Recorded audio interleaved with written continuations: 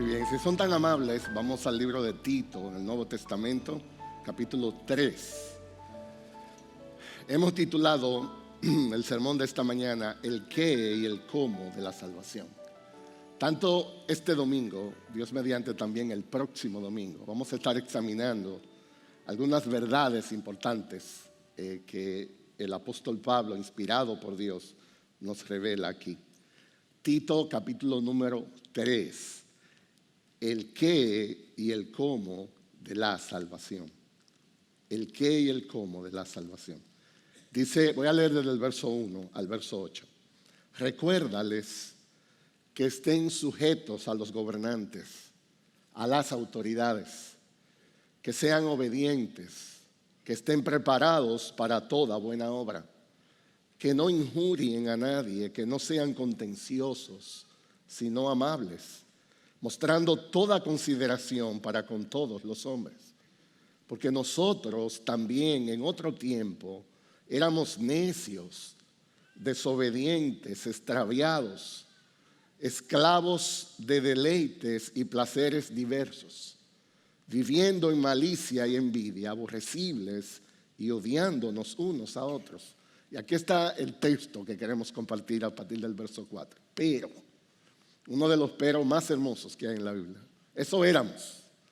Pero cuando se manifestó la bondad de Dios, de nuestro Salvador, y su amor hacia la humanidad, Él nos salvó, no por obra de justicia que nosotros hubiéramos hecho, sino conforme a su misericordia, por medio del lavamiento, de la regeneración y la renovación del Espíritu Santo, que Él derramó sobre nosotros abundantemente por medio de Jesucristo, nuestro Salvador, para que justificados por su gracia, fuésemos hechos herederos según la esperanza de la vida eterna. Y dice el apóstol Pablo en el verso 8, palabra fiel es esta. Y en cuanto a estas cosas, yo quiero que hables con firmeza para que los que han creído en Dios procuren ocuparse en buenas obras. Estas cosas son buenas y útiles para los hombres. Dice el apóstol, insiste en estas cosas. Habla con firmeza, proclama esa verdad. Dios nos salvó, es la idea. Y de eso queremos hablar en esta mañana. Déjenme introducir brevemente esto. Una vez yo estuve en un grupo de personas y ellos estaban hablando acerca de quién era la persona a quien más amaban. Y dentro del grupo se mencionaron muchas cosas. Algunos decían mi mamá, otros decían la persona que yo más amo es mi papá, otros decían un tío, un abuelo y hasta un pastor se mencionó en el grupo. Aunque ellos diferían en cuanto a la persona que mencionaron, ellos sí coincidían en la razón por la cual elegían la persona. Amaban a esa persona porque ellos sentían que habían recibido mucho de él o de ella. Sentían que esa persona era de su mayor afecto, lo amaban más porque eran la persona de quien habían recibido más. Y en cierta manera, todos nosotros, naturalmente hablando, tenemos algo de eso. Nuestra tendencia, naturalmente hablando, es amar más a aquellos que son buenos con nosotros, aquellos que nos bendicen. Amamos más a aquellos de quienes recibimos más. La pregunta es esta. ¿Por qué entonces algunos somos tan lentos para amar a Dios, aun cuando Dios nos ha dado tanto? ¿Por qué somos tan lentos en amar a Dios cuando nadie nos ha amado, ni nos ama, ni nos amará más que Dios? Todo lo que tenemos, todo lo que disfrutamos en este mundo viene de Dios. Lo mejor de esta vida, incluyendo tus padres, tus abuelos, tus tíos, tus pastores, quien sea, viene de Dios. Entonces otra vez la pregunta, ¿por qué somos tan indiferentes cuando Dios es tan bueno? ¿Por qué somos tan indiferentes cuando Dios es tan bondadoso? Y cualquiera que sea la respuesta a esa pregunta, yo sé que estaremos de acuerdo en que al menos hay dos elementos que hacen las cosas así. Uno es nuestra ignorancia, segundo, nuestra dureza de corazón. Somos lentos para amar a Dios porque ignoramos lo que hemos recibido de Él. Ignoramos lo que Dios ha hecho, ignoramos lo que Dios hace, ignoramos lo que Dios ha prometido hacer. O por otro lado, a veces somos duros de corazón. A pesar de conocer lo que Dios hace, a pesar de ver lo que Dios está haciendo, somos muy endurecidos y vivimos indiferentes a esa realidad. Y si somos insensibles a la bondad de Dios, eso va a traer serios efectos en nuestras vidas. Quizás esa es la razón por la que algunos ven con tanta indiferencia las verdades espirituales, no les importa. Quizás esa es la razón por la que algunos sienten que se les pide demasiado por convocarlos a venir a adorar a ese Dios. Quizás esa es la razón por la que algunos perciben sinceramente que es demasiada exigencia cuando Dios dice que debemos vivir para su gloria.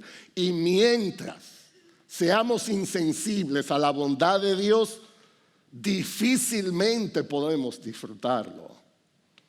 Mientras seamos insensibles a la bondad de Dios, difícilmente podremos hallar un real gozo en su presencia. Difícilmente nos vamos a complacer en servirle. Y cada vez será más difícil ver su bondad. Cuando somos insensibles a estas cosas, estamos como muertos espiritualmente. La palabra de Dios aparecerá como una letra muerta. Los juicios de Dios que debieran de producir temor, van a parecer como poco amenazantes. Las promesas de Dios que deben inspirar el corazón, van a parecer como muy poco alentadoras, mientras no apreciemos la bondad de Dios. Mientras no experimentemos su bondad en nuestras vidas, las cosas espirituales aparecerán sin sentido, insípidas, sin poder. En realidad, Dios es mucho más real de lo que nuestros sentidos pueden percibir. Hay muchas razones para admirar a ese Dios. Hay muchas razones para estar agradecidos de Él. La realidad de ese Dios glorioso está continuamente afectando todo a nuestro alrededor, independientemente lo veamos o no lo veamos, independientemente lo apreciemos o no lo apreciemos. Dios creó todas las cosas, Dios gobierna todas las cosas con su poder. La Biblia dice que es el Rey soberano sobre todo lo creado, incluyéndote a ti, incluyéndome a mí. Y la Biblia dice que es un Dios poderoso en majestad y gloria. Y Dios no necesita de nada ni de nadie para reinar. Y ese Dios grande que gobierna con una justicia que es perfecta, también se manifiesta en su palabra como un Dios grande en misericordia. Grande en misericordia. Entonces, una de las cosas más maravillosas que podemos conocer acerca de ese Dios es lo que Él ha hecho por nosotros. Entender las cosas que Dios ha dispuesto para nuestra bien. Y casualmente entonces, en esta ocasión, nosotros quisiéramos llamar la atención al regalo más importante que un hombre puede recibir de Dios en esta vida. Nosotros queremos llamar la atención a la obra de Dios en nuestra salvación. Dios nos salva. Dios inicia ese proceso. Dios sostiene ese proceso. Dios completa ese proceso. En Él comienza todo en Él termina todo. Y la intención de nuestro estudio, tanto en este domingo como el que viene, es esta: que al entender mejor, al refrescar mejor todo lo que implica esa obra de salvación, entonces nosotros podamos servirle con mayor gratitud, que podamos servirle con mayor fidelidad, y que aquellos que están aquí o que escuchan, que no le conocen, puedan ser inspirados a buscarle, puedan ser motivados a acercarse a Él, que al ver la bondad de ese Dios tan glorioso puedan quedar enamorados para entregarle sus vidas para siempre. El bosquejo de nuestro estudio entonces será este. Primero, hablando de la naturaleza de la salvación, lo que la salvación es, el qué de la salvación. En segundo lugar, hablando del proceso de la salvación, cómo Dios hace eso, todos los elementos que están en juego para algo tan glorioso. Y finalmente veremos un punto de aplicación. Esta mañana nos vamos a enfocar a la primera parte de nuestro bosquejo, el qué de la salvación, la naturaleza de la salvación. Y para eso yo me he auxiliado muy profundamente de un material del pastor John MacArthur y del pastor John Piper. Estaré siguiendo muy de cerca muchas de sus notas. El qué de la salvación, la naturaleza de la salvación en primer lugar. Miren aquí Tito capítulo 3. Dice el verso 5, Él nos salvó. Esa frase es el corazón de todo este texto. Hay dos palabras en español allí: nos salvó. Y ese es el centro de la vida cristiana. Todo es acerca de la salvación de Dios a los pecadores. Déjenme en primer lugar explicar algunos términos que son importantes. La palabra que aquí se traduce como salvó, usualmente en nuestros tiempos se le da un sentido primariamente espiritual. Sin embargo, en el idioma original, en el griego, esa palabra salvó también significaba salvación de una liberación física, de algo temporal. Era una palabra que se usaba para describir rescatar a alguien del peligro, preservar a alguien salvo de algún daño, liberar a alguien de un potencial desastre o ruina, salvar a alguien en medio de la muerte. De hecho, en Mateo, muchas veces, numerosas veces, el término aparece ligado a una salvación temporal. Por ejemplo, en Mateo capítulo 8, verso 25, en un momento que los discípulos estaban tan asustados, había una tempestad inmensa en el mar de Galilea, ellos clamaron: Señor, sálvanos que perecemos. Ahí está la palabra, sálvanos. Pero es obvio que los discípulos no estaban hablando de salvación espiritual. Ellos anhelaban un rescate de la tormenta que estaba amenazando con quitarle la vida. ¿Ven ustedes? El término aparece a muchos significados, incluyendo cosas temporales. Sin embargo, en nuestro caso, vamos a usar el término al sentido primario como aparece en el Nuevo Testamento. Cuando aparece salvación, está relacionado a la realidad de nuestros pecados. Y ese será nuestro enfoque en este estudio. Cuando hablamos de salvación, nos estamos refiriendo a ser salvados y rescatados del pecado, de la culpa del pecado en el pasado, del dominio y el poder del pecado en el presente, de la condenación del pecado en el futuro. Yo necesito tomarme un tiempo para poder explicar todo esto. Esto es extremadamente importante lo que vamos a estudiar. Cuando Dios nos salva de la culpa del pecado. Y eso tiene que ver con el aspecto pasado de nuestras vidas. El pecado, en esencia, es la violación de una ley de Dios. Dios ha escrito su ley en nuestros corazones y cada vez que hacemos algo incorrecto, hay algo en nosotros que se despierta porque hay una violación, usualmente es una culpa. Eso no se resuelve por uno mismo. Dios tiene que hacerlo. Uno de los problemas en la presente generación es que nosotros estamos tan enfocados en nosotros mismos que hasta en eso nosotros no damos autoridad.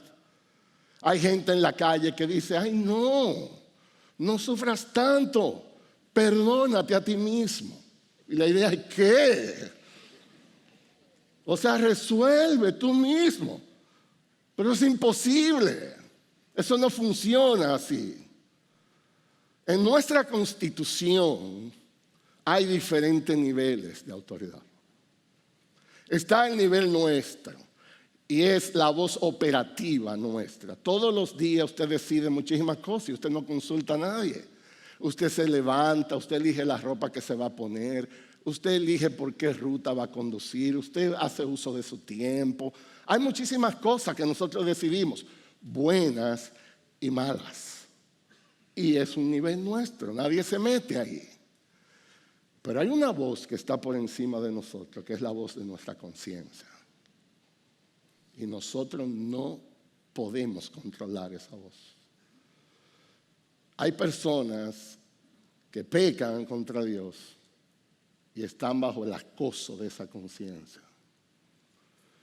Y hay gente que ni puede dormir con una conciencia acusada. Cuando la conciencia acusa, si es en términos bíblicamente hablando, usted tiene un problema que hay que llevarlo a Dios. Y encima de la voz de la conciencia está la voz de Dios. Cuando hay un problema de culpa real, solo Dios puede resolver eso. Solo Dios puede decirle a la conciencia, cállate, porque Él está perdonado. Uno de los regalos más grandes que existen en la vida es cuando Dios te dice, estás perdonado. Se acabó la voz de la conciencia. Porque Dios puede callarla. Hay problemas de culpa que no se resuelven en un spa. Hay problemas de culpa que no se resuelven con masaje. Eso no te lo resuelve un psicólogo. Eso ni siquiera te lo resuelve un pastor. Lo mejor, lo más que podemos hacer es acercarte a tu Creador. El regalo más hermoso que tú puedes recibir en esta vida es cuando Dios te dice, estás perdonado. Estás perdonado. Ahora, eso no es todo. Hay un presente del poder del pecado, no solamente de la culpa. Cuando somos salvos de la esclavitud del pecado. Una de las cosas más desgarradoras que existe es el poder del pecado para destruir. Eso es impresionante. El pecado esclaviza a la gente para que ellos mismos se destruyan. Ustedes saben, algunos de ustedes saben, yo he estado ligado en consejería a temas de adicciones en los Estados Unidos. Y a veces yo he tenido que trabajar con muchachos jóvenes, usualmente adolescentes. Lo tienen todo, humanamente hablando, todo. Tienen inteligencia, tienen las fuerzas necesarias, tienen las oportunidades, tienen los recursos, lo tienen todo. Y caen esclavos de una adicción y literalmente sus vidas se arruinan. Yo he podido ver muchachos de esos que llegan desechados totalmente. Y una de las cosas que Dios me ha enseñado trabajando con ellos es que ellos están así no necesariamente porque quieren. No saben cómo salir. No tienen el poder para salir. Por lo tanto, hay una realidad de que el pecado esclaviza. Yo he visto relaciones, matrimonio, familia destruidas por el poder del pecado. Solo Dios puede dar el poder para liberar de esa esclavitud. El punto inicial de una sanación de esa comienza con la presencia del Espíritu Santo en nosotros. Teológicamente hablando, cuando una persona es salva en estos términos, es lo que se conoce como una santificación inicial. Simplemente Dios te declara inocente, pone su espíritu, ahí empieza la batalla. Santificación progresiva. Ningún verdadero creyente es esclavo del pecado. Puede comer tierra, pero no es esclavo del pecado, porque Dios lo salva. Dios nos salva del poder de esclavitud del pecado presente. Pero no solamente eso, hay otro aspecto de la salvación. Dios nos salva de la condena del pecado, del aspecto futuro del pecado. Una de las verdades más relevantes en la Biblia es que un día Dios juzgará a toda la humanidad con una justicia que es imparcial. Y naturalmente hablando, todos nosotros quedamos cortos a la demanda de la justicia de Dios. Necesitamos desesperadamente ser redimidos para no ser condenados en aquel día. Habrá un juicio final. La Biblia habla de eso. Solo Jesús, por su sangre preciosa, como parte de esa salvación, puede declararte inocente, no porque tú eres inocente, sino porque Él paga por ti para aquel día. Pero todos compareceremos ante el juicio final. Eso será un día muy difícil. Yo le contaba al grupo de esta mañana más temprano. Una vez había un hombre que era muy inmoral. Y dentro de su inmoralidad, ya él estaba cicatrizado, ya él mentía, dibujaba las cosas. Él era infiel a su esposa y siempre mentía. Y la esposa, cansada un día, pues lo que hizo fue, bueno, yo voy a tratar de buscar una prueba. Y ese hombre era tan increíblemente perverso que él era infiel a su esposa en su propia casa.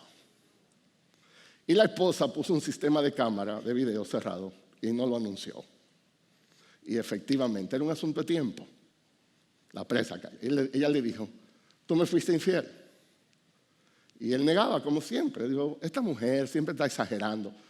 Tú me fuiste infiel. Bueno, ellos hicieron lo siguiente. Convocaron las familias, convocaron los mejores amigos. Hicieron un grupo de gente de importancia de ellos. Y básicamente él la desafió. Él le dijo, bueno, pues di por qué tú dices que yo soy. Y ella llevó un proyector, llevó un asunto de video, y el hombre llegó y estaba viendo todo. Él no entendía qué es lo que estaba pasando. Cuando esa mujer puso ese video, que él se vio entrando a esa habitación, él dijo, deténganlo. Yo soy culpable, yo soy culpable. Él no pudo soportar la vergüenza de que vean todas las implicaciones de sus obras delante de la gente que él amaba. El peso de la vergüenza fue tan grande que él no pudo contener. Hay un día donde Dios va a presentar todas las obras que hemos hecho. No solamente las obras, los pensamientos, las motivaciones de corazón serán presentadas. Nadie podrá resistir una cosa así. Solo Jesucristo puede salvarnos de ese momento. Hoy, aquí y ahora. Dios es quien salva. Dios salva de la culpa del pecado. Dios salva del dominio de la servidumbre del pecado. Dios salva de la condenación. Es un triple efecto de la salvación. Ahora, para entender eso, necesitamos profundizar un poco más. Y yo quisiera explicar el concepto de la salvación en varias preguntas. 5 preguntas. Preguntas retóricas. Realmente la idea yo la tomé de mi amado pastor Miguel cuando estaba preparando todo esto. Que puedan ayudarnos. Primero, ¿de qué y de quién somos salvados? ¿En qué consiste esto? ¿De quién y de qué? Bueno, ante todo, somos salvados de la ira de Dios contra el pecado. La ira de Dios contra el pecado. Dice Juan 3:36. El que cree en el Hijo tiene vida eterna. Pero el que no obedece al Hijo no verá la vida, sino que la ira de Dios permanece sobre él. Ese es un texto extremadamente importante. El texto señala que la salvación está en Jesús, en creer en Jesús. Si crees, tienes vida eterna. Si no crees a Jesús, si rechazas su oferta de amor, entonces el problema es este. No que la ira de Dios vendrá sobre ti. Lo que el texto dice es que la ira de Dios permanece sobre ti. La ira ya está pendiente. Es la gracia soberana de Dios y su paciencia que todavía la sostiene en sus manos. Pero está pendiente sobre tu cabeza. Ese es el real problema. Ese es nuestro real problema. Escucha esto. El problema del pecado no es que hace daño a tu salud. El problema del pecado no es que te trae inconveniente en tu credibilidad social. El problema del pecado es que te hace merecedor de la ira eterna de Dios.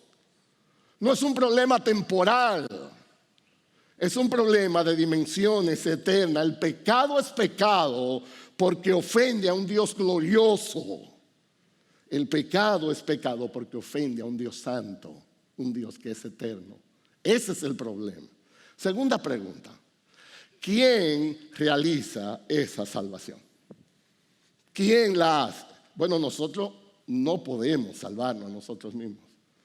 Ningún ser humano tiene el deseo, ningún ser humano tiene el plan, ningún ser humano tiene el poder. Esa es la belleza cuando el apóstol Pablo, inspirado por Dios, aquí dice, Él nos salvó. Dios nos salvó. El verso 4 dice Dios nuestro Salvador. El verso 6 dice Jesucristo nuestro Salvador. Es un Dios que salva, como cantábamos. Es un Señor que salva. Solo Dios que nos creó, solo Dios puede salvarnos. Somos salvos exclusivamente por la fe en Jesús, en el poder de Dios. En esto. Dios nos salva de Dios. Dios nos salva del mismo. La gracia de Dios nos salva de la ira de Dios. Tercera pregunta. ¿Qué tanto necesitamos la salvación? Ustedes saben que nadie luce malo. Nadie se cree malo. Y algunas personas dicen, pero yo estoy tan mal realmente que necesito todo ese asunto. Nosotros vivimos en una generación que ya es un problema ofender al otro, si le dicen la verdad. Y todo el mundo se cree bueno. De hecho, si usted quiere saber qué tan bueno usted es, muérase. Porque en el funeral solamente hablan cosas buenas de usted. Ahí yo nunca he ido a un funeral que hablen mal del muerto. Pero la realidad es, naturalmente hablando, delante de un Dios santo, nuestra condición natural no es nada alentadora. En absoluto. Escuchen cómo dice la Biblia. Aquí mismo, Tito capítulo 3, verso 3. Porque nosotros, está hablando de una iglesia que ya pasó por esto, también en otro tiempo éramos necios, desobedientes, extraviados, esclavos de deleite y placeres diversos, esclavos, viviendo en malicia y envidia, aborrecibles y odiándonos unos a otros.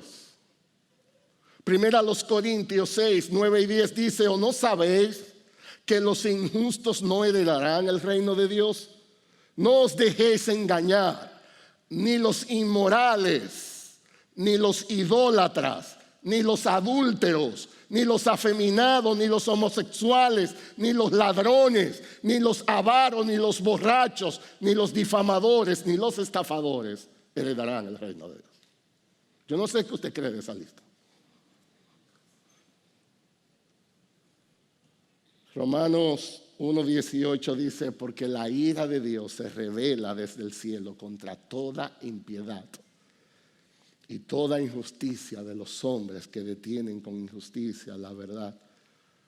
Nuestra condición natural delante de Dios solo puede concebir una sola cosa: condenación. Condenación. Nadie en su condición natural está listo para comparecer en aquel día. Nadie. Por eso todos nosotros necesitamos desesperadamente alcanzar la salvación que Dios ofrece. El problema más grande que un ser humano tiene es este. Escucha esto, amigo. Tu problema más grande no son tus finanzas. Tu problema más grande no es tu salud. Tu problema más grande no es tu matrimonio, tu familia, tu educación, tu jefe. El problema más grande que tú tienes es que la ira de Dios está pendiente sobre ti. Y tú estás rechazando la única oferta posible de salvación, que es Cristo Jesús. Todos necesitamos eso naturalmente. Cuarto lugar, ¿para qué somos salvos? ¿Para qué? ¿Cuál es la meta? ¿Cuál es la razón? Dice aquí el verso 7, Tito 3:7. Para que justificados por su gracia, viniésemos a ser herederos conforme a la esperanza de la vida eterna. Esa salvación no solo tiene una connotación negativa, librarnos del infierno y de la ira. Esa salvación tiene una connotación positiva. No es levantarnos fuera del peligro, sino llevarnos a un estado de bendición. No es solamente librarnos de un castigo, es llevarnos a un estado de gloria. No es solamente librarnos de las amenazas del infierno, es también hacernos partícipe de las esperanzas del cielo. No es solamente librarnos de la ira divina, sino colocarnos bajo la bendición divina. Es ser hijos, hijos amados. Necesitamos ser rescatados de todo lo que el pecado hace y ser colocados en un punto de bendición. En vez de vivir llenos de miedo en esta vida, en vez de vivir llenos de terrores, esclavizados por lo malo, llenos de esperanza ahora, que podamos disfrutar a Dios desde aquí eternamente. Dios cambia nuestro destino cuando Él nos salva. Dice Romanos 8:17, y si hijos, también herederos, herederos de Dios, coherederos con Cristo, si es que padecemos justamente con Él, para que juntamente con Él seamos glorificados. Dice 1 de Pedro 1, para una herencia incorruptible, una herencia incontaminada, una herencia inmarcesible, reservada en los cielos para vosotros. Solo una persona que ha recibido la salvación en Cristo Jesús podrá experimentar la paz que solo Jesús puede dar.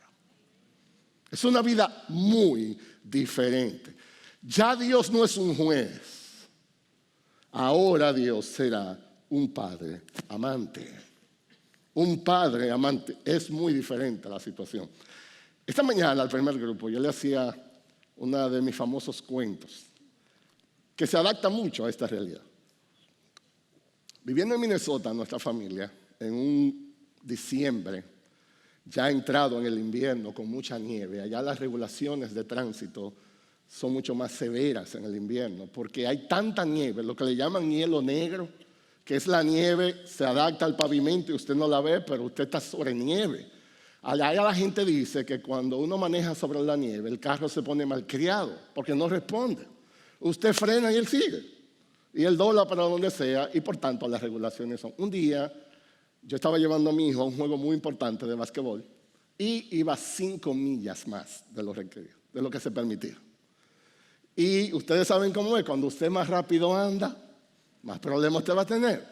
Efectivamente, un policía se nos puso atrás. Ustedes saben, esa gente prenden las luces. Ellos arman un drama por una tontería. O sea, usted ve todas esas luces y usted cree que matan 50 ahí. Ahí va 2 o 3 millas de más.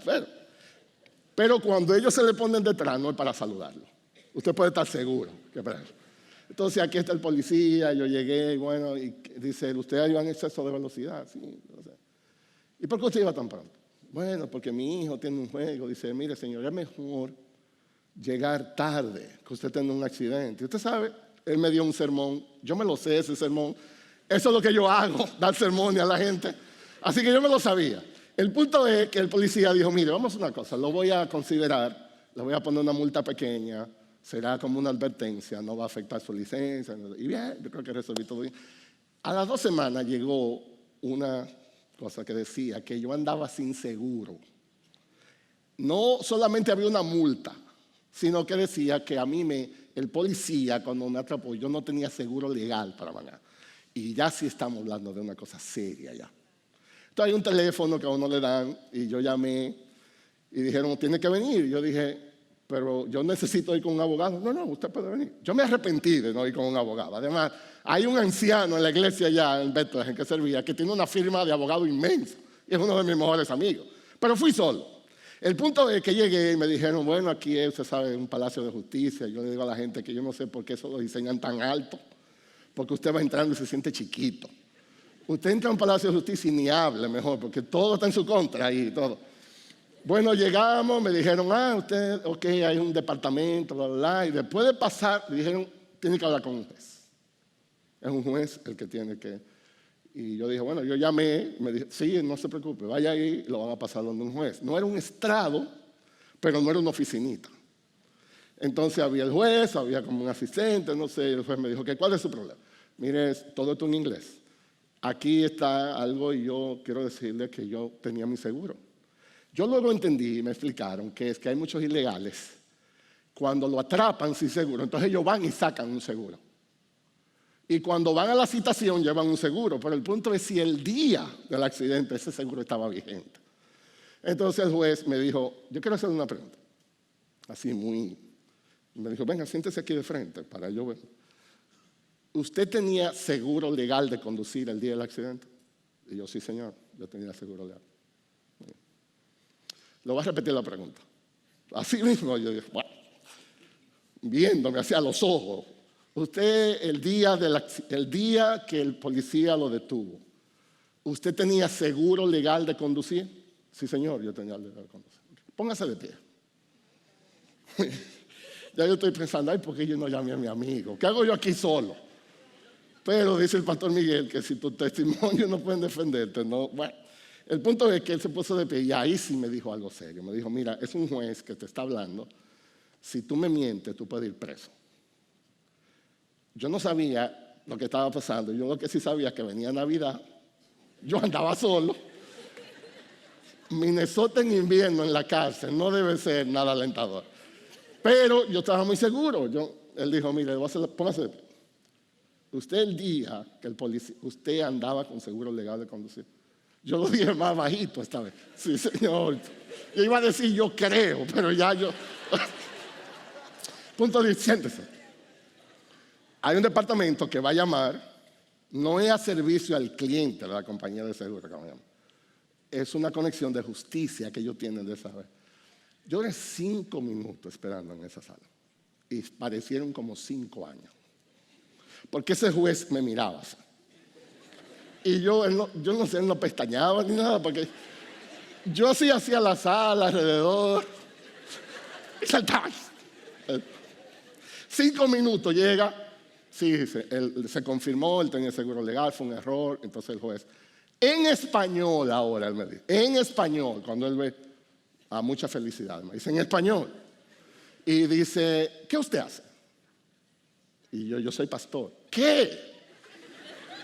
¿Y a qué iglesia usted va? Porque yo veo una iglesia allí que el pastor se llama John Piper. ¿Qué? Ese es mi ídolo, ese es mi pastor favorito. Dice, ven a ver. Y me pasa para adentro. Y en su computadora tenía un devocional del pastor John Piper. Y yo, mire, yo le consigo a John Piper que venga aquí, si usted quiere. Bueno, el punto es que el Señor me tomó un cariño y fue a la iglesia. De hecho, él estaba enfermo, se quedó con nosotros. Y en el grupo hispano que yo manejaba, se quedó entre los líderes. Y era uno de los jueces de más influencia en la ciudad. Y luego entonces yo tenía mucha camaradería con él, obviamente, era mi pana full de ahí para adelante.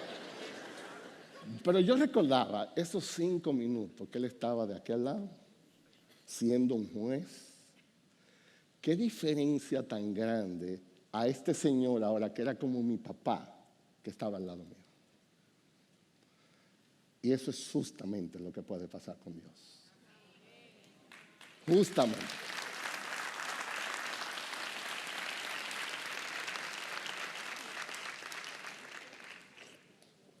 Son dos condiciones muy diferentes. Yo pensaba, si yo, esos 5 minutos que yo duré allí bajo el escrutinio de un hombre pecador, imperfecto, ¿qué será bajo el escrutinio de la mirada de Dios? ¿Cómo será ese día donde uno tendrá que pararse cara a cara con Dios? Dios sabiendo lo que hay por dentro. El regalo más grande que nosotros podamos recibir en esta vida es que ya no nos relacionamos con Dios como un juez, sino como un Padre celestial, que nos ama, que nos besa, que nos abraza.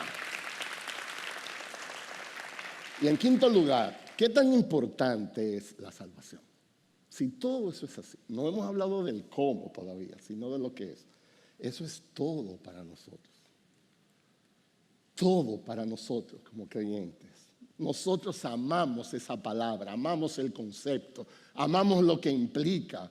El apóstol dice, Cristo Jesús vino al mundo para salvar a los pecadores. La salvación es el tema esencial de la vida cristiana. Es una palabra que ha llegado a ser muy amada, está en los himnos que cantamos en la cristiandad a través de la historia. Eso es lo que hemos leído hoy en la mañana, eso es lo que hemos cantado en esta mañana. Eso es lo que la mayoría de las iglesias evangélicas en el mundo cuando se reúnen, cantamos alabanzas al Salvador de nuestras almas. Expresamos nuestra gratitud al precioso regalo de amor que Cristo hizo para salvarnos. Cantamos acerca de la salvación, predicamos acerca de la salvación, oramos acerca de la salvación. Es todo para nosotros. Es lo más importante para nosotros. El cristianismo es esto. Es un mensaje que proclama que Dios ha abierto una puerta de acceso a través de su Hijo Jesús. Y Dios ofrece perdón en Él, vida eterna, para aquellos que se arrepienten, para aquellos que creen. Es una relación que rescata, es una relación que salva. No hay nada más importante para nosotros que eso. Cuán hermosos son esas palabras cuando Él dice allí, Él nos salvó. Dios nos salvó. Entonces, eso es lo que la salvación significa. La pregunta es, ¿cómo Dios hace eso? Si vamos a crecer en el aprecio de su bondad, la manera es entendiendo todo lo que Dios hizo para hacer posible esa salvación. Y ese será nuestro tema de predicación el próximo domingo, si Dios lo permite. Déjenme simplemente leer el texto, señalar 7 aspectos de eso que veremos más en detalle y vamos a un punto de aplicación. Dice Tito, capítulo 3, verso 4 al 7, pero cuando se manifestó la bondad de Dios, ahí va lo primero, nuestro Señor, su amor para con los hombres, Él nos salvó. No por obra de justicia que nosotros hubiéramos hecho, sino porque por su misericordia, por el lavamiento de la regeneración, por la renovación en el Espíritu Santo, el cual derramó en nosotros abundantemente por Jesucristo nuestro Salvador, para que justificados por su gracia, viniésemos a ser herederos conforme a la esperanza de la vida eterna. Él nos salvó por su bondad que Él manifestó. Él nos salvó en segundo lugar por su amor que manifestó. Él nos salvó por su misericordia. En cuarto lugar, por su regeneración. Dios nos salvó en quinto lugar por su Espíritu. En sexto lugar, nos salvó por su Hijo y finalmente por su gracia. 7 aspectos. Y nosotros vamos a tomar todo un sermón el próximo domingo para ver cada una de esas cosas, la importancia en la manera de crecer en bondad, en aprecio a la bondad de nuestro Dios. ¿Qué aprendemos entonces de esta mañana? Yo quiero primero hablar a ti, amigo, que estás aquí en esta mañana, que no conoces a Jesús, o a ti que escuchas donde quiera que estés. Escucha esto, amigo. Tú necesitas esta salvación. Tú necesitas esta salvación, la necesitas desesperadamente. No habrá liberación real de tus culpas hasta que no recibas el perdón que solo Dios puede dar. No habrá liberación real de tus hábitos pecaminosos hasta que no recibas el poder que solo el Espíritu de Dios puede dar. No habrá real descanso de tus temores hasta que tú no recibas la bendición de descansar en las promesas de Dios en Cristo Jesús. Tú necesitas ser salvo de todo esto. Entonces te decimos, si tu vida está llena hoy de confusión, si tu vida está llena de desaliento, ven a Jesús, ven, entrégale tu vida a Él. Solo Jesús te va a iluminar, solo Jesús te va a guiar de tal manera que tu vida alcance propósito, de que tú tengas una clara razón por la cual vivir, de que tú puedas entender dónde estás y a dónde debes llegar. Lo que Dios ofrece para ti en eso. Si tu vida está llena de insatisfacción porque nosotros tenemos un vacío natural tan grande dentro que solo Dios puede llenarlo. No importa lo que compres, no importa materialmente lo que consigas, serás vacío por dentro. Y si experimentas ese vacío, te decimos hoy, ven a Jesús, ven a Él. Él podrá llenar ese vacío natural que todos tenemos y te dará un gozo que no dependa de las circunstancias, te dará un gozo que no depende de lo que tienes. Es un gozo que no se consumirá. Si tu vida está llena de ansiedad por tantos miedos en esta vida, tantos temores, te decimos, ven a Jesús. Él podrá mostrarte continuamente su cuidado especial sobre ti. Solo Dios puede sostenerte en paz en medio de las más grandes adversidades y preocupaciones que puedas tener. El mejor regalo que tú puedas recibir en esta vida es este. Y hoy está disponible para ti. Hoy Dios te ofrece la salvación en Cristo Jesús. Hoy es el día aceptable. Hoy es el día de la salvación. Dice la palabra, si oís hoy su voz, no endurezcáis vuestros corazones. Ríndete a Cristo. Entrégate a Cristo. Ven a Él. Y hermano que estás aquí, ¿qué aprendemos nosotros de esto? Entender todo esto de la salvación debe hacernos personas más agradecidas a Dios. Más agradecidas a Dios. ¿Qué tan agradecidos estamos por el regalo que Dios nos ha dado de su salvación? ¿Qué causa de la bondad de Dios por causa de la bondad de Dios hemos sido salvados? Y debemos ser como Él. Debemos mostrar más esa bondad. Nosotros debemos ser gente más reconocida por ser bondadoso y compasivo que por ser legalistas. Dios nos salvó por su puro amor, por su gran misericordia. Y debemos mostrar eso. Necesitamos vidas que glorifiquen su nombre. Nadie nos ha dado, ni nos da, ni nos dará más que Dios. Todo lo que tenemos, todo lo que disfrutamos, viene de Él. ¿Por qué ser tan indiferente a una bondad que es tan gloriosa? ¿Por qué ser tan lentos por tanto que Él ha hecho? Una de las cosas más maravillosas que podemos conocer de ese Dios glorioso es lo que Él ha hecho por nosotros. Y el regalo más importante que un hombre pueda recibir de Dios es la obra de Él en su salvación. Que Dios nos ayude.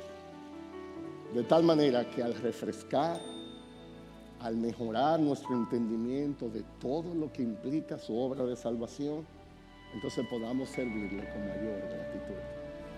Podamos servirle con mayor fidelidad.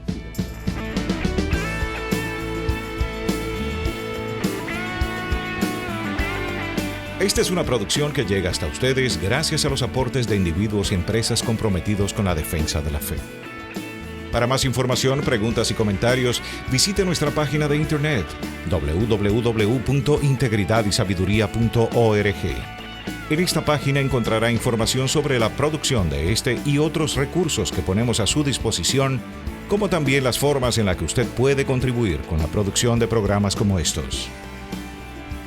Les invitamos nuevamente a visitar nuestra página de internet www.integridadysabiduría.org. Será hasta la próxima, cuando nos reencontremos en su palabra.